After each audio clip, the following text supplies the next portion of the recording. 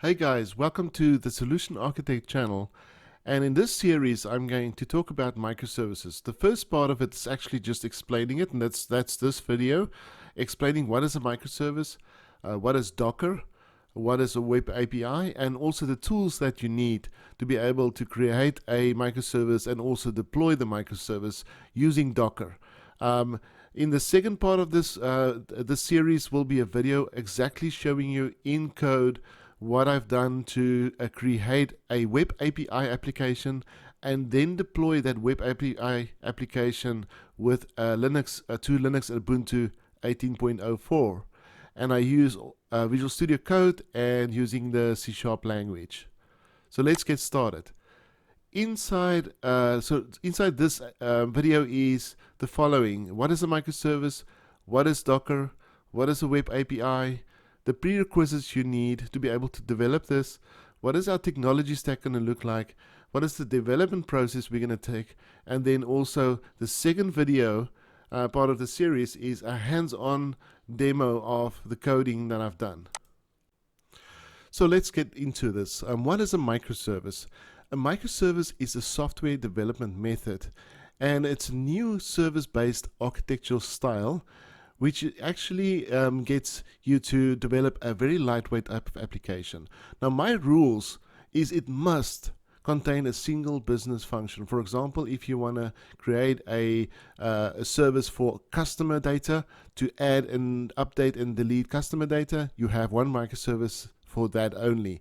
And it needs to contain a single entry point for that data. It needs to own its data. No one else, no other applications can call its data.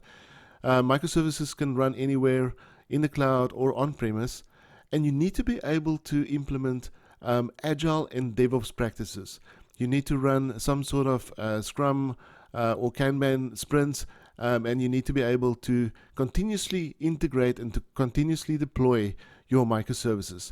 Otherwise, you're gonna fail. You need to have those processes in place for microservices to work. You also need to containerize it and use something like Docker that's available to containerize your microservices.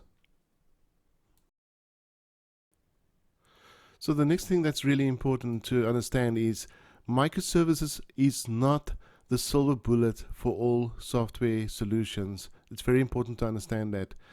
So you need to make sure that you can also implement other types of solutions like big data, batch processes, and things like that. So what is Docker? Docker is an open source tool that was developed to be able to allow you to deploy software components to a container. Docker runs in most environments like Linux, Windows, and Mac OS. And the pros of Docker: it is a very lightweight component and it is very fast to boot up. It is also very scalable, which means you can instantiate more than one image at the same time. It also isolates libraries and binaries from other containers or other applications to run it, so you can have only the things that you need for your container installed within that image.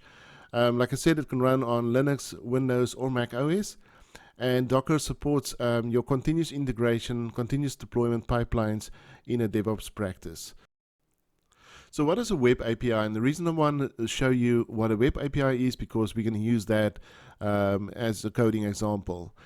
A web API, the web stands for web server or web browser, and that's how you access the web API. And the API stands for Application Programming Interface. And in brief, it's just an abstraction of the logic of your code that you want to expose through the interface of your web API. So let me explain this in layman's terms so everybody can understand. Everybody's got a mobile phone, and most people has got Facebook, the Facebook mobile app installed. Now, you need the content that is posted on the Facebook cloud onto your mobile phone. And how does that work?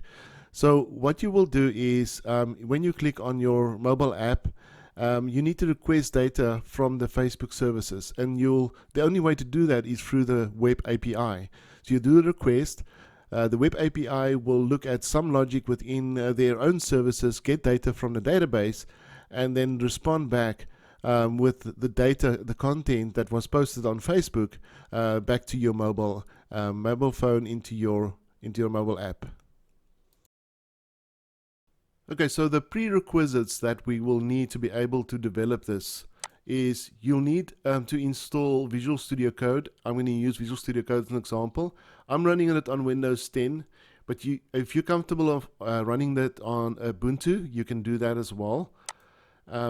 Then you need some sort of VM software to install a secondary virtual machine for Linux. I use VMware. And then you need to install Linux Ubuntu 18.04 on there. And I'm also going to show you how to install Docker onto that Linux machine. And then I'm going to use Postman. You've got SOAP UI as well, but I'm going to use Postman to actually test our web API. And I'm going to install it on my Windows machine as well as on the Linux VM machine. The technology stack that I'm going to use is on the Windows machine. I've got Visual Studio Code, so I'm going to do all my development on there, and then I'm going to copy over the source code onto the Linux virtual machine, and then on there I'm going to run the Docker file to create the image, and I'm going to start the image, and that's going to run on the Linux machine, and then I'll show you how I call it from Postman and actually also use a SQLite database, so you can also see the interaction between the two. Obviously, what you want to do in a production environment, you don't want to run your web API container in the same container as your database. I'm doing it like this because it's just going to be much more simpler. I would suggest you have a separate container for your SQLite. But then there's also things that you need to consider, like networking and things like that.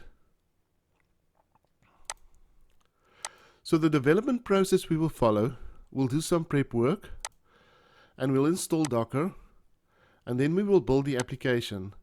We will build a web API, and we will also create a SQLite database and add some data on there.